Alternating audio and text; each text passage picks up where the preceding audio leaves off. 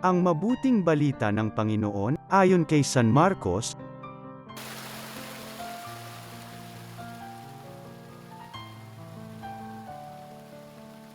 Noong panahong iyon, nagpakiita si Jesus sa 11 at sinabi sa kanila, "Humayo kayo sa buong sanlibutan at ipangaral ninyo sa lahat ang mabuting balita.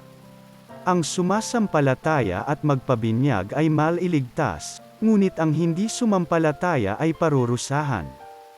Ang mga sumampalataya ay magtataglay ng ganitong tanda ng kapangyarihan.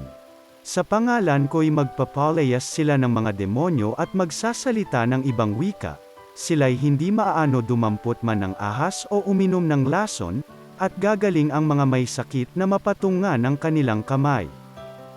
Ang mabuting balita ng Panginoon.